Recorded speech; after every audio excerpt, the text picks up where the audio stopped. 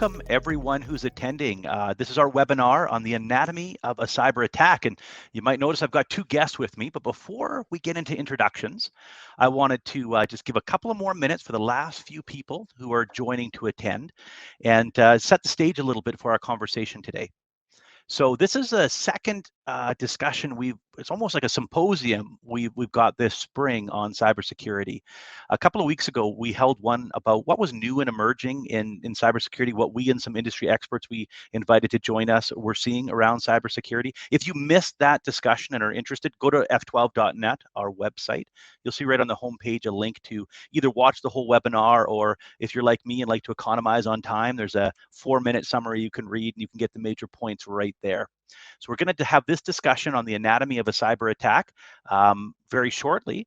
And I also wanted to let you know about the third part that's going to bookend our discussions on cybersecurity. On April 27th, we're going to be looking at cybersecurity from a government lens. We've invited Cybersecure Canada federal program, which is all about securing the Canadian supply chain for SMEs. We were inviting them to discuss with F12 what they're doing, what programs and knowledge our clients should avail themselves of in this continuing battle against the cyber threat.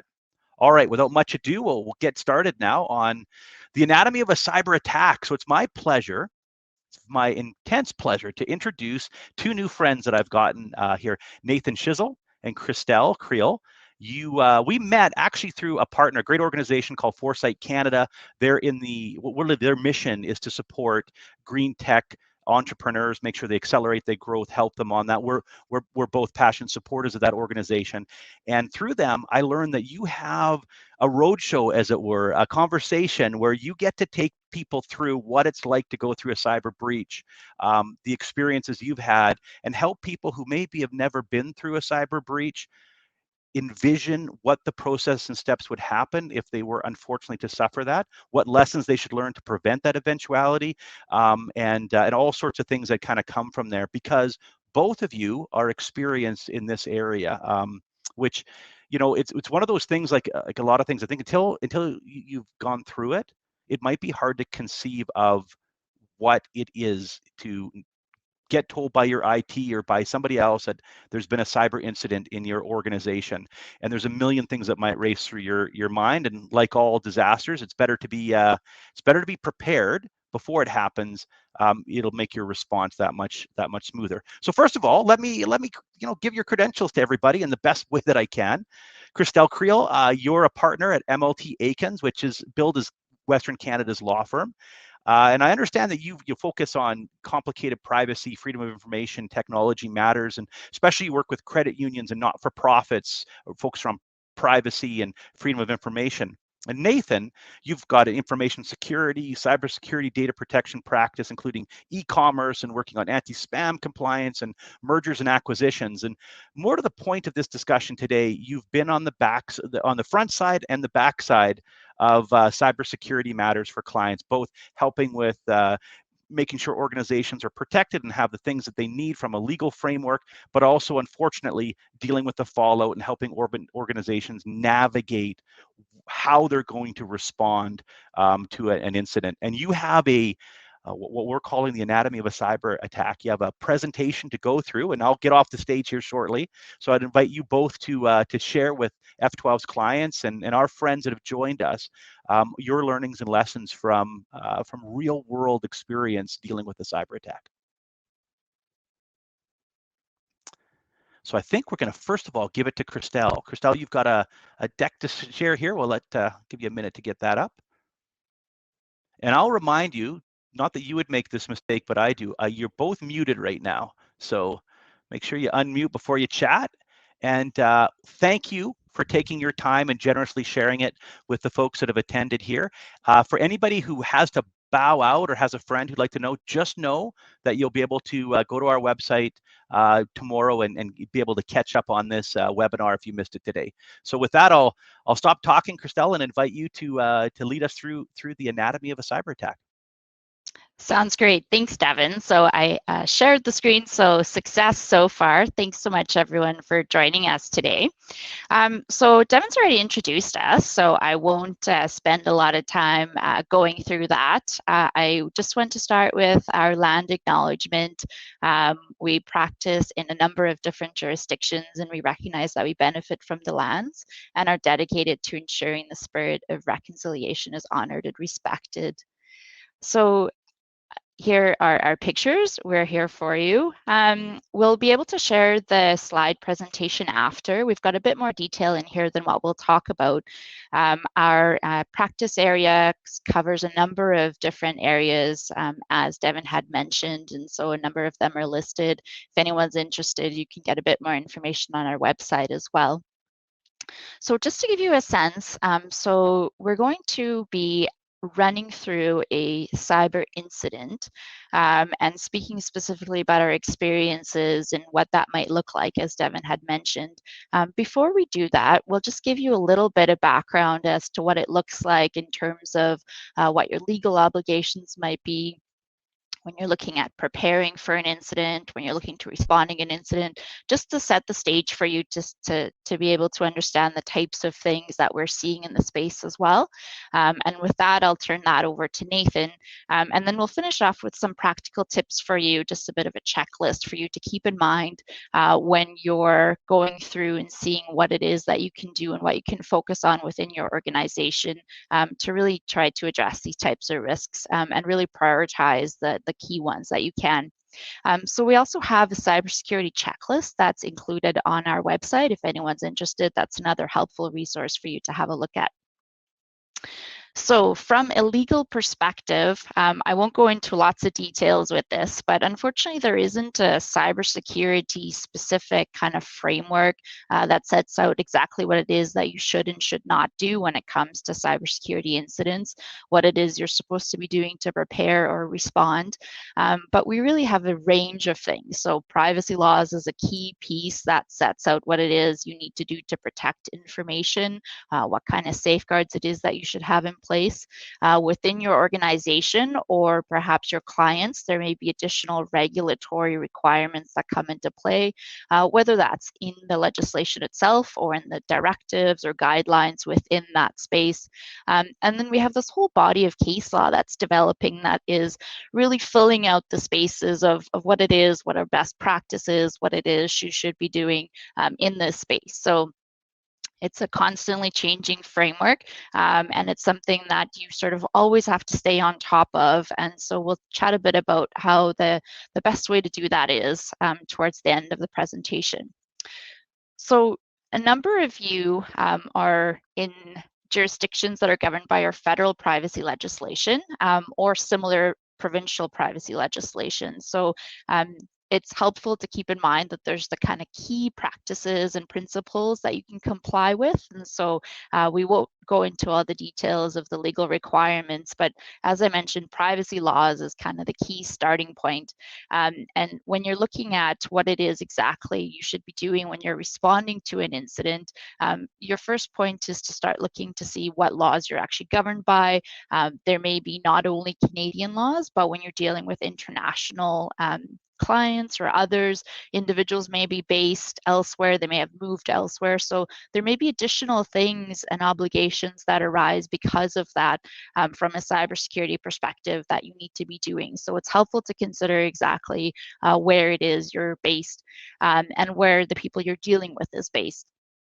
And then the last part is the regulators, as I mentioned, we've got case law developing in the courts, but the regulators are also constantly putting out new guidelines and expectations for you to be complying with. So getting that idea of what it is you're governed by and what the current best practices in your spaces is really the best way to understand what it is that will be expected of you if an incident does occur, and for you to be able to show that you did what you could to prevent and respond in the best possible way to that incident. So at a high level, just to get everybody on the same page, personal information is really what we're talking about whenever it comes to privacy laws. So this is essentially anything that is about an identifiable individual. So anything like that you have in your organization, you're going to be subject to the requirement to comply with privacy laws. And there's a number of principles, but the key one in this space is really to have appropriate safeguards in place. And those safeguards are not specifically defined by privacy laws, but they're telling you to have appropriate safeguards to the sensitivity of the information you have. So any financial information you have, any medical information you have, anything that's of a more sensitive nature, that should have a higher safeguard. And when it comes to determining what that actually looks like, that's where we get back to what sort of the industry standard, what vendors can tell you when they come in to do an independent assessment of your systems and to tell you what it is that you should have in place. So here's an example of where privacy laws really are supplemented by that additional information technology assessment and perspective. So just when we think about cybersecurity issues, we've all very familiar now with the fact that we're all kind of working in hybrid situations. We're working with people across different platforms, different meetings. Here we are in a conference type setting that's in a very much a virtual setting that, you know, is a new platform that wasn't around just recently. People are getting pretty tired of COVID-19. People at the start of COVID-19 were very curious about what's happening, and now it's sort of moved to more of a fatigue in terms of what it is they can do, and oh no, what's happening now? We're moving into a sixth wave, that kind of thing. So what we're seeing is there's a lot of human error that's driving a lot of these types of incidents. And so a number of things, for example, are phishing attacks. You can have a look at some of the recent presentations that Devin mentioned if you would like to get into a bit more detail about the types of attacks that are happening. So what we're often seeing is it's someone being tired or not being careful enough, and they're clicking on a link and opening something up, and that introduces something into your system that now results in either ransomware or something else. So Nathan's going to give you a real kind of world example of how that might happen in this situation today. But here are some examples and ways that people are getting into your systems. And so what we're seeing is these are becoming so incredibly sophisticated. They're doing a lot of research ahead of the time on social media, in your organization's public information and elsewhere to really, really target these attacks. And sometimes they're in your system for a while, and they're able to then perpetrate even further sophisticated attacks that make it look, so it might start like a phishing attack. People are gathering information, they're in more than one person's email inbox, and then they can really make something look like it's a very legitimate request for a wire fraud using your very specific forms, sending emails from other employees within your organization to confirm that wire transactions are actually requested and legitimate. They're often supplemented with text messages. So these are often becoming very interrelated. They're very sophisticated. No longer can you just have a look at sort of poor grammar and that kind of thing. Spoof domains is another thing we're commonly seeing. They're in your system and they have all this information about you, but now they have a domain name that they've purchased that looks very similar to your domain name. And then that tricks your clients into thinking that they're receiving very legitimate emails from you. And then that turns into further phishing attacks. So again, these are becoming very interrelated, very sophisticated. And part of it is always back to humans. So I always say humans, they're our biggest asset, but they're often the biggest risk when it comes to cybersecurity. So we have all seen in the news the significant kind of notifications and that kind of thing that results from these types of incidents that happen. Of course, there can be really significant financial losses if your system is interrupted for a period of time and you're not able to conduct your operations. That is a of course, a very significant thing. If you have to pay ransomware, that can be very significant. There's a number of other pieces that fall under this financial loss category. Business interruption, again, we've seen from weeks to sometimes even longer than that, in terms of whether or not and when you're able to fully get back into your operations. For some industries, this can literally mean life or death when you're not able to provide services such as health services, for example. We've seen that. We've seen very real examples of physicians not being able to provide services to their patients because they can't access their systems. This is really real world sort of interruptions that we're talking about. And of course, then you're managing the impact on your brand and your reputation. If people have trusted you with very secure information and very sensitive information, they have questions about what happens, now that that information is potentially public, and maybe you're not able to stop it from becoming public. So maybe it's published on the dark web. Those types of things can all be very significant, and often your reputational impact can be one of the most significant things to you as an organization. To follow that, there's a number of new penalties and proceedings that are being developed under the different pieces of legislation. So anyone can make a complaint, anyone can start bringing proceedings against you. There can be significant investigations and reviews by regulators. You're often, as I said, dealing with more than one jurisdiction. So in recent cases, we've been notifying 20-some regulators, and now you have to work with 20-some regulators in terms of individuals who are impacted. They all have different questions. They all have their own rights to start different proceedings. It can become very significant to manage all of that. And then down the road, we've seen the start of people trying to bring class actions. So for example, if you have 2,000, 5,000, 100, whatever that number is, whatever the number of people are that are impacted, and they all come together and bring an action against you together, even if what they lost independently and individually is very minor, when you put them all together, that can quickly become quite significant. So I think we don't need to really highlight the impact, but it's helpful just to refresh on the fact that these can be very devastating in terms of incidents when they happen. So before I turn it over to Nathan, I just wanted to put up this slide that talks a little bit about the different phases of an incident. And you'll see that it's a bit of a circle. The arrows keep going around. And unfortunately, that's the way that these work. When you're thinking about preparation, as I said, we'll talk a little bit about some of the practical tips that you can implement and some of the things you can do to make sure that you're prepared as best as you can be for these types of incidents, after Nathan talks about the specific attack today. And then when something does happen, you're moving into this incident response phase. Nathan will talk a little bit about that and about the different pieces that come into that phase, and the requirements are, and what the expectations are if someone was to look from the outside afterwards to see whether or not you met your obligations.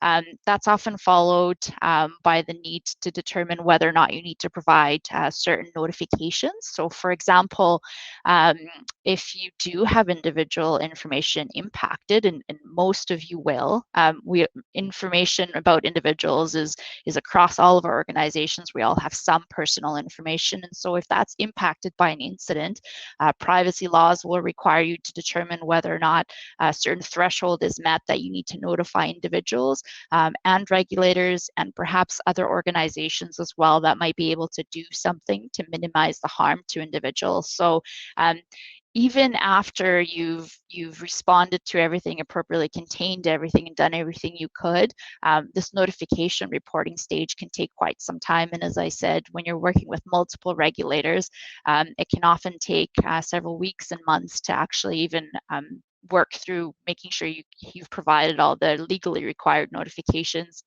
And part of this is that you have to keep appropriate records as well. Some laws have specific requirements.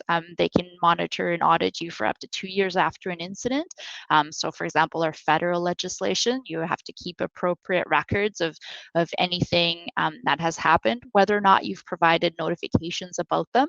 And there are audits being conducted in that space. And so once you've moved through that whole process, now you've got some lessons learned, and you're unfortunately back to the preparation stage, because unfortunately this world doesn't sleep, and there's always going to be the risk of new incidents. So just with that little bit of background, I'm going to turn it over now to Nathan to walk you through a real world scenario. Great. Well, thank you very much, Christelle. So the hypothetical scenario that we have set out in our slide involves a ransomware attack that has effectively shut down access to any of the company's systems, including its emails and phone systems. So this is the ransom note that the company has received on the screen. The attacker has encrypted our company's systems, and they've indicated that all of the backups have been encrypted as well. The attackers have left an address to contact them at, presumably with the intention of asking for a significant amount of money to decrypt systems and devices. And they've indicated that they've downloaded files from the company and will release this information publicly if they're not paid. So this is our hypothetical scenario, but unfortunately, many organizations have found themselves in a very similar situation, and we've certainly seen this happen on a number of occasions.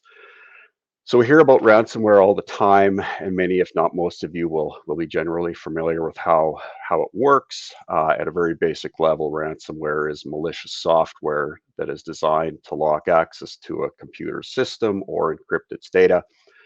And then the attackers require you to pay money, usually some kind of Bitcoin, to obtain a decryption key to regain access to your files, data, and software, which is what is happening in our scenario.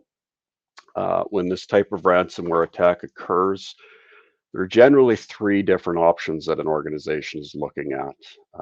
First, it can try to remove the ransomware itself. There are decryption tools that can remove certain types of ransomware. Some of these are publicly available or available for purchase on different websites. The problem with this is it doesn't work, quite frankly, for most of the newer types of ransomware. Decryption tools and software simply aren't available for many of the new types of ransomware. The second option is to effectively wipe the infected system and reinstall everything from backup. So if ransomware has infected your entire operating system, application software, and all the files on your computer, you would try to wipe or remove all of this infected software and data and reinstall and restore everything from backup. And this is usually, or one of the preferred options, if not the best option, if you have a good backup strategy in place, because ideally you'll have copies of all your documents, media, and important files backed up to the point in time just before the ransomware infected your system. But if that is not a viable option, then you're potentially looking at the third option, which most organizations may need to consider, which is to actually pay the ransom. And unfortunately, we are seeing more and more organizations having to choose this third option. Why is this the case? Well, I think what we're seeing happen, and to a number of small and medium-sized enterprises in particular, is that they're really not able to rely on backup systems to recover from a ransomware attack, or do so in a time frame that really doesn't impact their business quite significantly. So the number of reasons why this can be the case, if you're performing backups locally or on site, and backups are connected to a computer that gets hit by ransomware, chances are fairly good that your backups may be encrypted along with the rest of the data. The other thing we've seen happen is where a business is hit by a ransomware attack and then goes to wipe its systems and restore data, thinking it's going to rely on backups, only to find out that the last 1 or 2 months of data hasn't been backed up appropriately, by either internally or by an external provider. So sometimes these organizations have been left with little choice but to pay the ransom, unfortunately.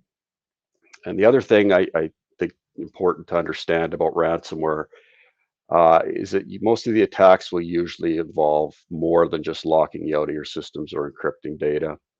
A lot of cyber forensics experts anticipate that, or are recently anticipating that at least 50% of ransomware incidents now involve some level of data access or data exfiltration by the attackers. And we've seen this happen over and over again. Before the ransomware is deployed, attackers will gain access to a company's systems and comb through massive amounts of information that they believe could be potentially valuable. They may even threaten to release this information to the public if once the ransomware is deployed, and if the organization's not paying the ransom, they may threaten to sell it on the dark web. And in some instances, we've even seen attackers start calling local media outlets to let them know that they have this information, with the hope that that news outlet will report on that and ultimately embarrass the organization into paying the attackers. So attackers are stealing data in addition to encrypting files, and this is called a double extortion attack, and again becoming more and more common.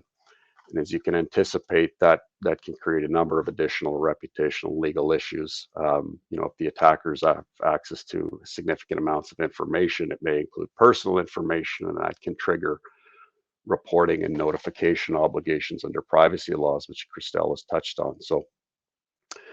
So even if an organization decides it can restore systems from backup and doesn't need to pay the ransom to get the key, it might still feel compelled to pay the attackers to avoid these additional problems. So to pay the ransom, to pay or not to pay the ransom is a complex question, could be potentially the subject of an entire presentation. I think I'll just end on this by saying, there are usually a number of considerations and variables involved. It's not something that is usually taken lightly by most organizations, but something we again are seeing happen more frequently, unfortunately. But let's get back to our company and what it needs to do now when it receives this ransom note. So first thing, it may sound like it goes without saying, but one of the first things that our company does need to do is identify and assemble the group of people that is going to be involved in managing and responding to the attack. That group of individuals is often referred to as the incident response team. And responding to an attack usually does require various types of expertise. And in our experience, the members of that incident response team will vary from organization to organization. But I think at a minimum, our hypothetical company's incident response team would need to include an appropriate person in senior management who is either in the C-suite or can liaise with the C-suite or board if needed. Ultimately, it's an individual that has the authority to marshal whatever resources are necessary to respond to the attack. So depending on the nature and size of our company, this might be the CIO, CFO, or even the CEO.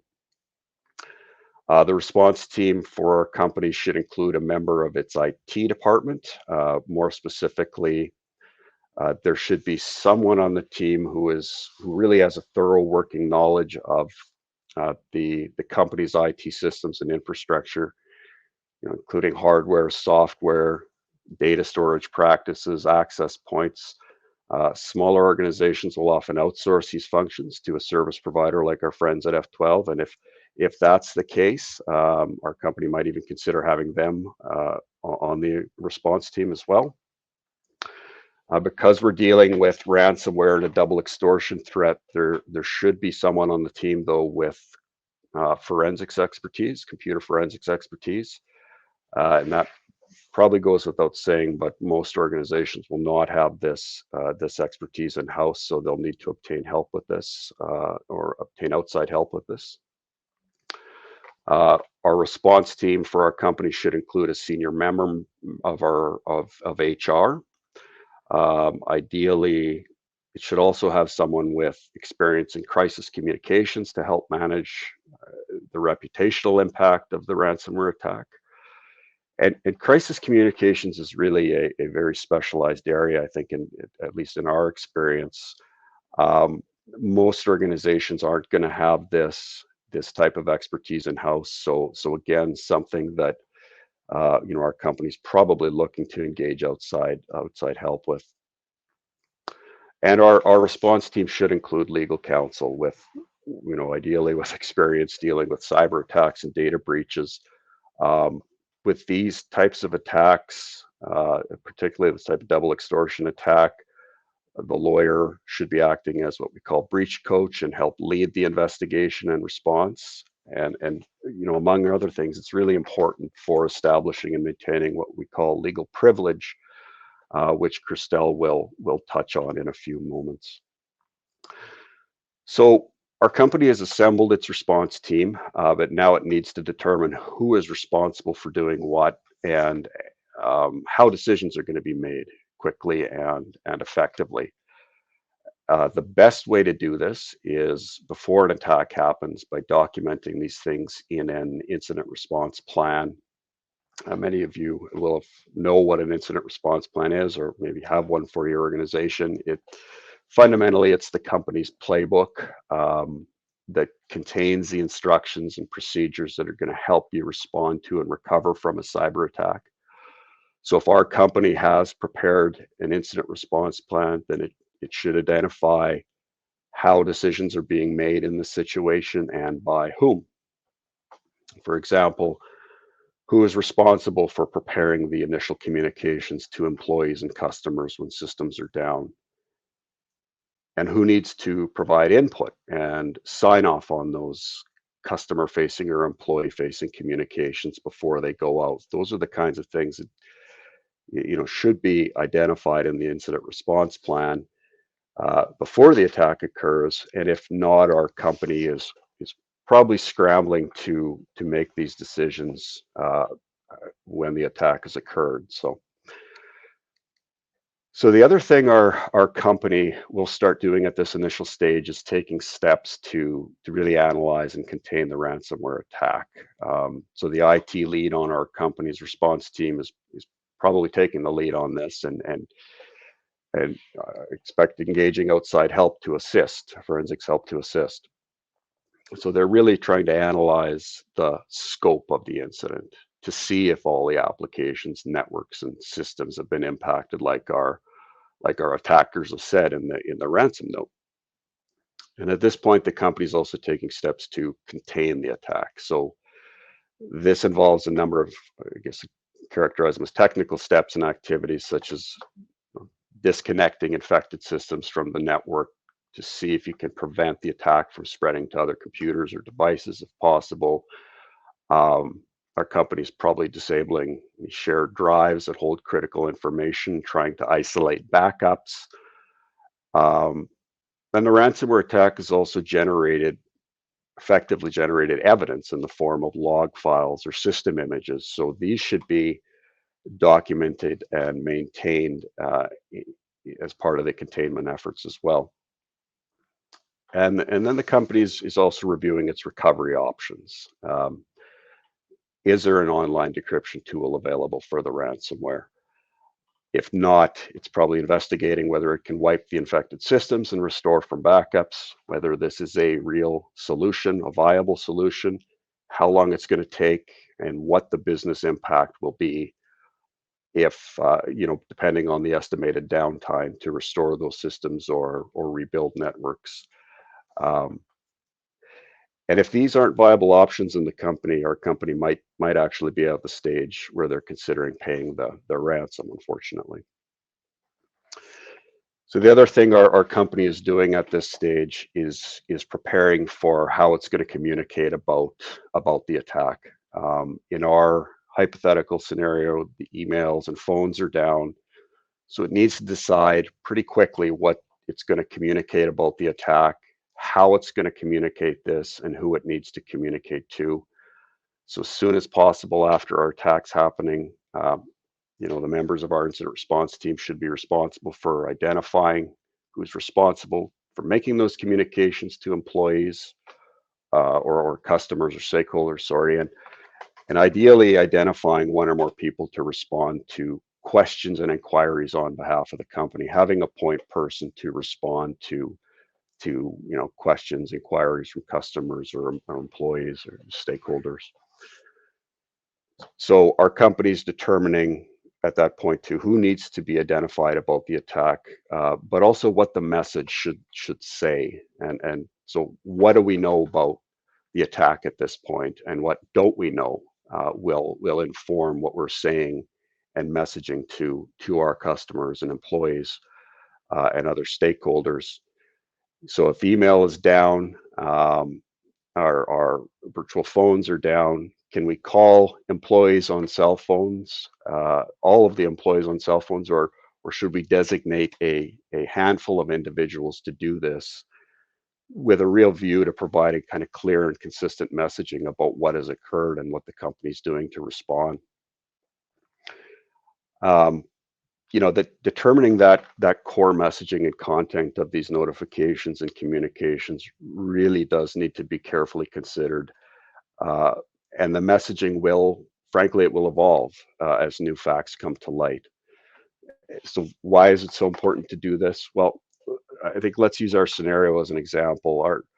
Our company's IT department might be initially suspecting that the attackers have accessed a good deal of sensitive information, but they haven't had time to do their forensic investigation to determine the scope and magnitude, determine what information was accessed and how this occurred. At the same time, communications department might already be preparing notifications and communications to customers about what has occurred. They're wanting to get ahead of the game and be proactive, and that's fine. But the thing to remember is, do you really know enough about what has occurred to tell customers or the general public what's happened and what the company is doing at this early stage? Do you know what customers have had their information compromised, and if so, what type of information? You might have a good suspicion of what's occurred, but there really is a good chance that you won't know these details until you complete your forensic investigation. And then if the company has experienced a true privacy breach, there may be very specific notification requirements that you need to consider in one or more of these notifications. So we have seen in a number of instances where an organization's decision, I think, to say too much or too little in an initial communication to the public or to customers or employees can really come back to cause problems from both a reputational and legal perspective as new facts come to light through an investigation. Saying too much about what you think has occurred in an initial communication and having to step back, or pare that back, or change that really can be damaging. So really important to kind of stage your messaging and not, I guess, from my opinion, not speculate on what you think has occurred. So again, for all of those reasons, our company's response team is working closely to draft and adapt these messages as needed through the entire response process. The other thing our company is doing at this point, or should be doing, is contacting its insurer. We'll assume that our company does have an existing cyber insurance policy in place. Number of reasons why this is important at this early stage. But first off, the insurer might frankly just require you to notify them within a specific time frame in order to trigger coverage under the policy. Secondly, this is, I think, really important to remember, if our policy, our organization's policy provides coverage to obtain outside assistance to help respond to the attack, it might have coverage for forensic support. If you need to negotiate with the threat actors, it might have coverage for that. It might have coverage for the legal fees associated with obtaining a breach coach. But the insurer could and may very likely will have a pre-selected service providers that it requires us to use in that scenario. And if we don't use one of those panel providers, then our company might be denied coverage for the costs associated with that support. We've seen this happen, and I think it underscores again the importance of understanding what your organization's responsibilities and obligations are under your policy if you do need to make a claim. Ideally, you do this before the cyber attack occurs, and even identify those requirements, contact requirements in your incident response plan. You don't want to get into a situation where you're in the middle of an attack and kind of desperately searching for your insurance policy to understand who you need to notify and how. So that is a snapshot of, I think, the critical things that our company is doing when it's faced with this ransomware attack. Really, there is no easy way for our company to completely prepare for this, and inevitably, this type of attack will be dynamic, and it will be certainly stressful for some. But at the risk of sounding like I'm downplaying the situation, I think it's important not to panic.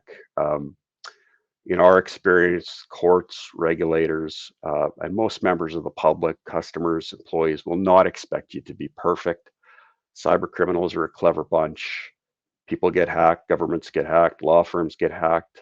That's the world we live in. What regulators and the public will expect is that you do have a good cybersecurity strategy in place to help prevent and respond to these types of attacks. But again, effectively minimizing and mitigating risk associated with a cyber attack really does require an organization to plan and prepare for these things in advance.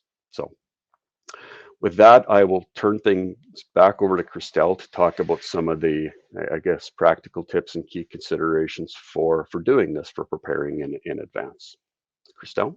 Sure, thanks, Nathan. Yeah, and so just to add to what Nathan said at the end, is so the expectation from regulators is certainly what is reasonable. They don't expect perfection, but we also have seen again and again, if the communication is well managed, and you've done a really good job of being open and transparent and clearly communicating with people who are impacted, that it can sometimes turn into a good news story that you're protecting their information and taking steps to protect them going forward, and you've really communicated with them well. So that can't be underplayed. Is how you actually respond to it is a critical piece that the public and regulators and others will look at. So being well prepared is of course the best way to proceed, but unfortunately, as Nathan said, you can't always be perfectly prepared. So on that note, I've got a few practical tips listed here. Again, as I mentioned, there's a bit more of a detailed and overview cybersecurity checklist on our website if you're interested in having a look at that. So I'm going to incorporate some of the questions that I received just because they fit within this discussion. And then if anyone else has any other questions, please feel free to kind of pass them along and we'll address them at the end. But one of the main things that we see and again, and one of the questions that came up is really, how do you engage your upper management? How do you engage your senior leadership team? Because often this is a top-down thing that you need to get full resources and buy-in from in order to make sure that you have the appropriate people and financial and other resources and culture to support this work that you're trying to put in place to manage your cybersecurity risk and to respond appropriately. And so at a board level, and I know for some organizations, smaller organizations, you may be your board, or there may be one or two people on your board. So communicating this now to you is you're already receiving this message, but what we have found really helpful is to do very basic training sessions with board members. There's often not the expertise on the board that they really understand what the cybersecurity risk is and what the key things is that they can do. But we found it very helpful to do a basic training session to communicate that, whether or not that's in a group to organizations that multiple boards attend, or whether it's a specific session that's presented to the board. We've done a number of them. You may have internal resources to do them, but having that initial overview, if you're trying to communicate with your board to get the appropriate resources, can be very helpful, because that helps them to understand things like there's actually potential personal liability if you're not managing these risks appropriately, and those types of things often really do get attention from your senior leadership and board levels. And so starting from the top, if you are on the board, if you're part of your senior management team, making sure that you're discussing it, you're attending these types of sessions, you have a clear understanding of what your risks are and what you can and can't do going forward, and documenting those discussions as part of showing your due diligence. That's very helpful. Have that discussion at the table. That's the starting point. Add people to the board if you can to get that expertise, or do those training sessions. Provide them with the basic overview to the extent that's possible. Sometimes you're able to do this ahead of an incident happening. Sometimes you're doing this in response to an incident, as part of the incident response, or following an incident. Wherever you are in the process, it's still very valuable. So that's something to be able to focus on. Making sure that there are people from the board level down that have the appropriate authority to make sure that these things are being taken care of, that the privacy compliance is being reviewed, that your cybersecurity risks is being reviewed, that you have the insurance, that you have your incident response place. So there should be people who have this as part of their role to make sure that they are taking responsibility for putting those things in place. Often we find this falls sort of on the corner of somebody's desk and they don't have the appropriate time or resources to do that. And that's part of communicating clearly again with the board and senior management, the importance and the scope of how much needs to be done here, and how much resources this really does need to make sure that it's appropriately addressed.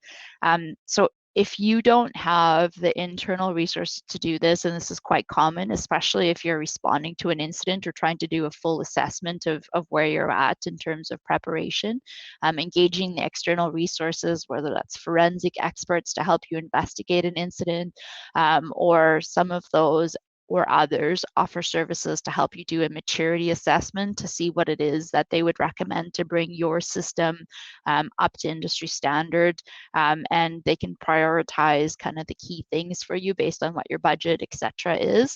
So getting those resources in place is an important part of your strategy. Making sure that everybody understands that they're part of the bigger picture. So everyone needs to know that they can be the one that puts the entire organization at risk, and everybody needs to be educated and trained about the risks, and that they play a very important role. Every single person who has access to the system plays a role.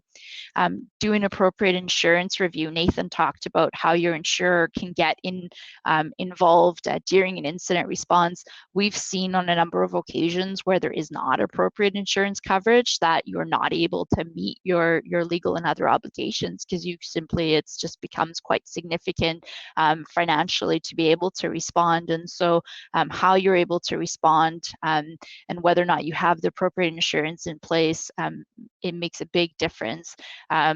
Getting the appropriate insurance in place means often now, it's a very difficult market to now get the appropriate insurance. So getting the appropriate insurance sometimes means that you have to do sort of an overview. You're doing an assessment of your system to make sure that you qualify for insurance. So putting that on your plate or updating it to the extent you haven't done that is a really key thing. And then the compliance plan, which I've included a few pieces here. We've talked about some of them throughout the presentation, but just helpful little reminders for you. Making sure you have the appropriate people with the appropriate expertise. Having your privacy compliance program reviewed is a key part of cybersecurity, because privacy really drives a number of these notification requirements, reports, proceedings, the types of actions that can be brought against you. And so the better you are prepared from a privacy perspective, the better off you are when you're trying to manage those risks at the tail end. So For example, one of the questions was, how do you manage risks from IT, third-party vendors, and other providers who are involved in your systems? And you can start this with your privacy compliance program, and it's a requirement under privacy laws. So you should be doing due diligence on your providers to make sure that they are reputable and that they can provide the services that they say they are. You should have an appropriate contract in place with appropriate protections from a privacy and other perspective for the information that they're going to be having access to. So privacy says protect the personal information, but all the other legal components in that contract help you to manage that risk. So for example, auditing and monitoring the third party to make sure that they're doing what they need to be doing and that they have the appropriate safeguards, and the ability for you to mitigate your risk if something does happen. So being able to get out of your contract, being able to quickly respond, quickly get your information back. Those types of things really do help you to minimize that risk going forward. And of course, training is a key thing. So again and again, I've talked about people and what a risk that can create, but the fact that you can actually constantly remind people at some point, people do just make mistakes, but the one thing that commissioners comes back to repeatedly is just to make sure that everybody understands, that they understand the types of risks that they could face, that they are exposed to, for example, tabletop exercises or other examples of how they could face these types of emails or phishing attacks, what to watch for, having external banners. All of those things are part of your assessment that can be completed. But those things really help to minimize the risk of that human error. And again, that can be really detrimental. So we've talked about an independent cybersecurity assessment, having a firm come in to assess your maturity. Similar thing can be done from a privacy perspective. We often do that for clients to say, this is what you have, here are the gaps that you have in terms of what you're required to do from a legal perspective and how to minimize your risks, for example, in a cybersecurity incident.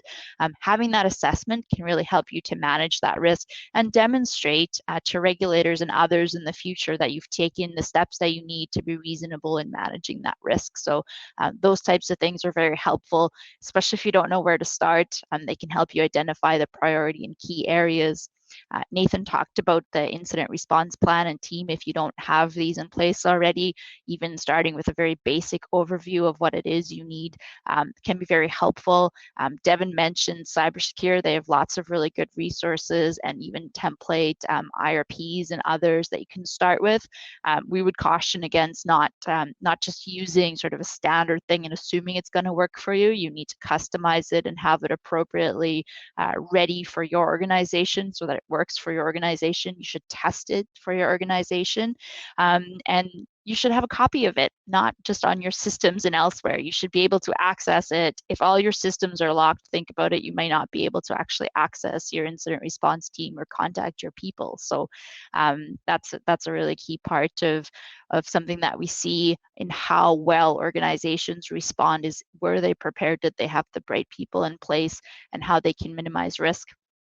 I'll just touch briefly on breach coaching and privilege on the next slide. Nathan already talked about that. But finally, when something does happen, whether it's to you or somebody else, learning the lessons from that and incorporating and implementing improvements to the extent that you can going forward. It's not only a legal requirement from a privacy perspective, but it's also something that will really help you to minimize your risk. Again and again, I'm just talking to a regulator now where they say, well, you didn't have reasonable precautions in place for that client. I mean, the client didn't have reasonable precautions in place, and we're saying, they did, but these are very sophisticated attacks, and you learn about these new things as they become more sophisticated, and only then do you know to put those in place. So what's reasonable is constantly changing, and so if you're learning your lessons and implementing them as you go, that's very valuable.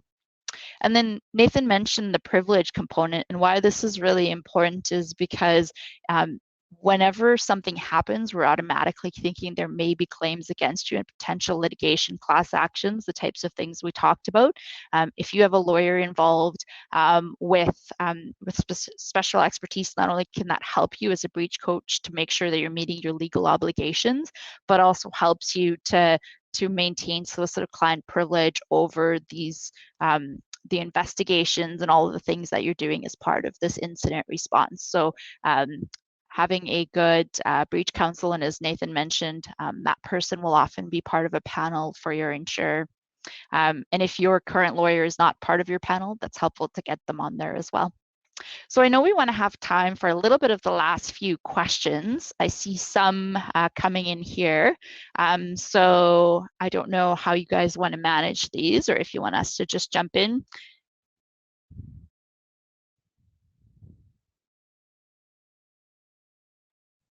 There we go. There's Devin. All right, yeah, pop back in. We figured out the technology.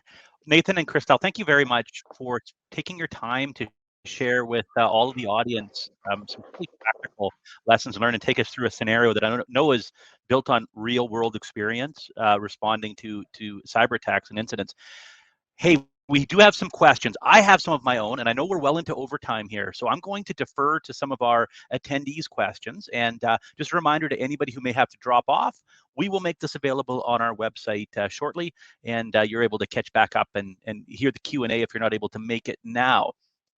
So one question that came up was, how do we make sure that the organizations we're working with are doing, people in this day and age, they host they use an outsourced HR system, or or they've got a hosted accounting system, or they're using cloud services. IT providers like F12, what measures should they reasonably take to do due diligence on these organizations so that that's not the vulnerability into their organization? Any recommendations on that? Sure, thanks, Devin. So yeah, I mean, there really is, and I should just say too, I know there are a number of questions, and we did go over time a little bit, so I apologize. So I would just say we're happy to take any questions after this as well.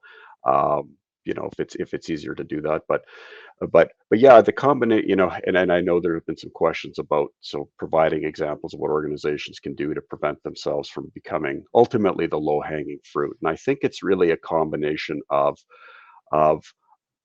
understanding what works for your organization, what your threshold is for cyber risk, and then developing a combination of controls requirements based on fundamentally people, processes, and technology. And every organization, it's going to be different for every organization.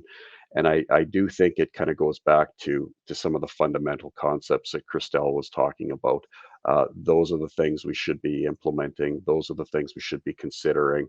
How you operationalize this, it does require, some work. But at the end of the day, I mean, I think, if you can start with the idea that you're trying to create a culture of a true culture of cyber awareness, it starts at the top, getting the board involved, getting senior management involved, a number of ways to kind of do that. But I really do think that's kind of critical to any effective cyber strategy. I'm not sure, Devin, if I answered your question. Yeah, I think so. I think it's due diligence and scrutiny on the partners and what we're doing, a reasonable one in terms of the policy or the posture you want to take on your cybersecurity is what I took from that, Nathan. One thing I know just from F12's own experience is we were changing our HR system, for example, and part of our policy is to make sure that the organization hosting our private PII is SOC 2 Type 2 compliant. And at first they said we asked to see it. Turns out they weren't. The data center that was hosting it was SOC 2 Type 2. And they actually, this firm, even though that's what they do as HR, you think they didn't understand that. They went out and got it so that, because obviously it's their practices and policies and technology that's sitting on top of that cloud provider. And fortunately they were able to navigate their way to SOC 2 Type 2 compliance. But that whole experience, which our CTO shared with me, just made me think, man, how many of our customers and the organizations we support would know to ask that further question, to do the due diligence? The company themselves weren't fully cognizant of the difference. So it's challenging, I think, for organizations to navigate that and to know, hey, I'm giving you my data. What are you doing what reasonably doing to protect it? Yeah. So just to add to that, I think, to be a bit more direct or provide a bit more direct response to your question, Due diligence is key. There's what we'll often do with a number of our clients is really sit down and prepare a checklist of security requirements and controls that you're then looking to to provide to these providers and make sure that they have those things in place. Again, those are going to vary depending on nature and sensitivity of information being provided, but I really do think it comes down to a combination of understanding what's important to your organization in terms of the information you're giving to those providers to process, what security controls and requirements you need to flow through, and then making sure those are in place. And my view on that is, in order to kind of effectively do that, you should be entrenching that in the contract with the provider. So you can do your due diligence, find out that the providers have done these, are currently doing these things, are SOC 2 compliant, are going through routine SOC audits, but then entrenching that in the contract. And this is one thing we've seen evolve considerably over the last while is how organizations address privacy and security in contracts. It's now an expectation in my mind that service providers really do detail and outline the security controls and requirements that they are maintaining to protect to customer information, because that's what customers are requiring now. Perfect. We're just about at the hour, and I would say I think that's great. I know our own service agreements in the last year even have gone through an evolution to have things like security exhibits and other validations, and what's the remediation in the event of a breach, etc. One last note here before we wrap up, and thank you very much, Nathan, for offering, to extending, you and Christelle, for any who might have follow-up questions, they can fire them your way. That, I really do appreciate that. One of the things we've been seeing is attacks coming in, not just because the environment's being breached, but the tools, the supply chain has been breached, and maybe a software package or even a cybersecurity package or an IT management protocol, very, very famous one last year. And what can organizations do to reasonably protect themselves from these sorts of risks that are out in the supply chain? Is there something, or is it more like we're at the point where sooner or later you're more likely going to get breached through some avenue? It's really about the preparation. Just curious what your thoughts are. Yeah, no, it's a great question. I think with the supply chain issue, in some ways it's a similar, some of the preventative measures you can take is similar to what you would be doing with service providers from a legal perspective. Contractual perspective is making sure that those, your providers, wherever they may be up the chain, are maintaining controls and maintaining information, that you require. But if there's a breach, sort of 2 steps removed from your up the supply chain, I really do think it comes down to having a good contingency plan in place. So if from an operational perspective, if you're going to get impacted by a breach or an attack up the supply chain, you need to prepare for that internally. Have maybe an alternate provider on standby to help with that.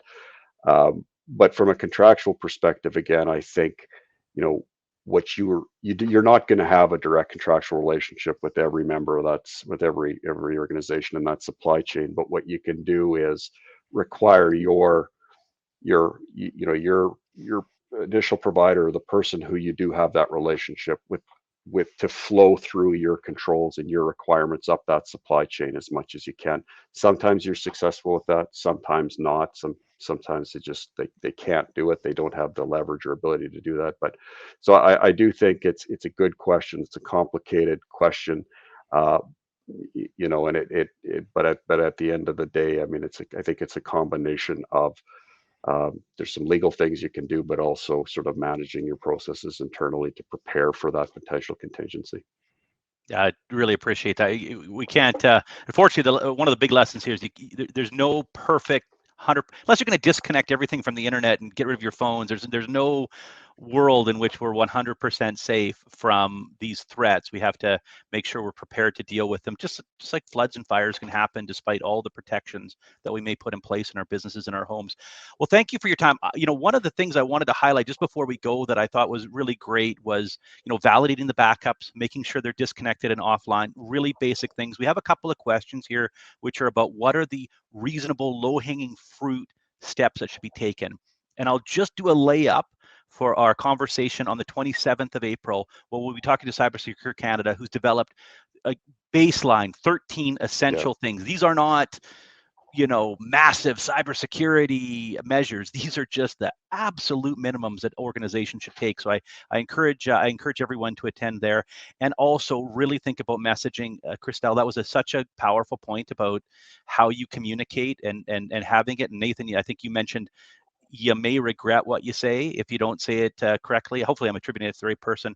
I know one major supply chain compromise that happened in our industry, in the IT industry, that affected a lot of managed service providers. Fortunately not F12, it wasn't a tool we use, but the CEO came out with a message along the lines of, hey, although we support tens of thousands of businesses through our tool, only 800 were affected. And don't worry, none of them, we talked to Homeland Security, none of those were, essential services like energy or anything like that. And most of them were small businesses. And I just thought, like, if you're one of those customers that heard that message, you didn't matter, you're just a doctor's office or something like that. Man, what you say and how you say it can really impact your reputation in the market for years afterward, I would suggest. I certainly thought that was a bad hot take. So thank you both very much. It was super informative to myself, and the cybersecurity discussions continue. It's a moving target. So cheers, and thank you everyone for attending. We appreciated the questions. Cheers. Great. Thanks, everyone. Great. Thanks, everyone.